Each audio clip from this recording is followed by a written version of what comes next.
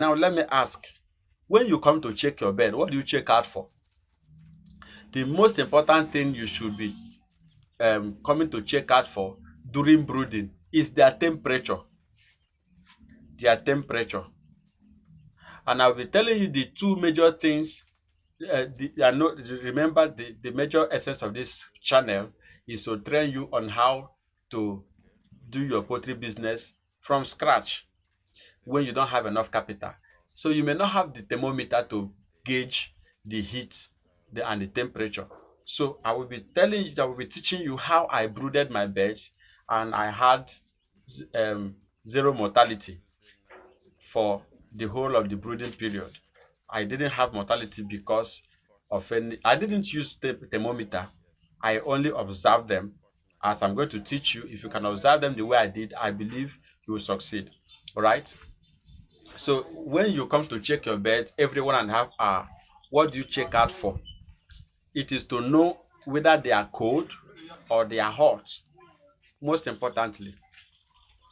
So when you come to your farm, you observe them.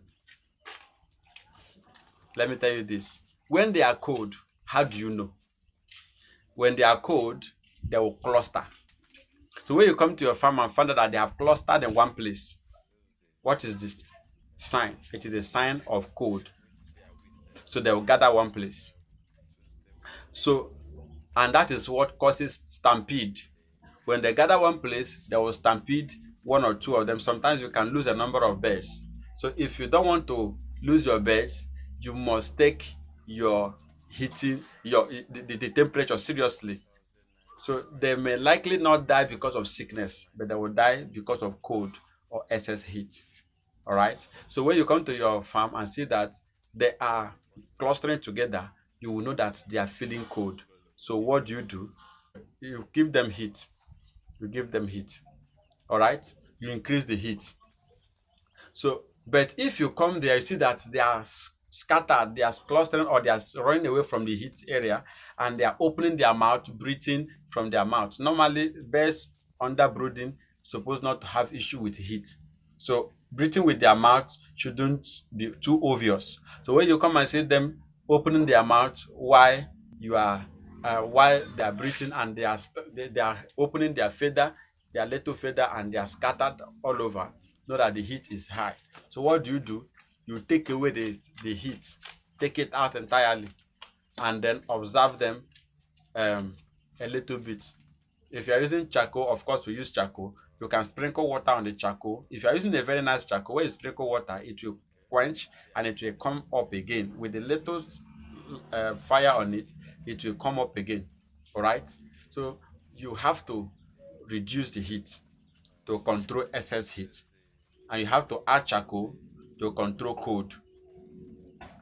Like before we continue, before I hang up here, I will want to beg you, please subscribe to my channel, share these videos so that others who are struggling, a lot of persons are struggling and they need this information so that they can also rise as you are rising together.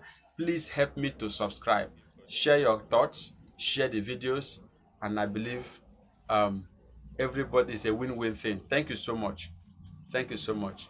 I'll be coming back again. um Okay, lastly, on this, since I'm talking about brooding, let me say this at once. I know that a number of persons don't want to go into brooding because of the facilities for brooding. Like myself, when I started brooding, I didn't have the charcoal pot that they use for brooding. So what did I do? I went to a weather shop. You know, whether they have this container they use to paint, this oil paint container. After the painting, they throw the container one side. Sometimes they sell it. So in my neighborhood, there is a weather shop there. I went there and I pleaded with them to give me one of the containers. And they did, of course, because actually they know me and we are friendly. So they gave me one and I used it.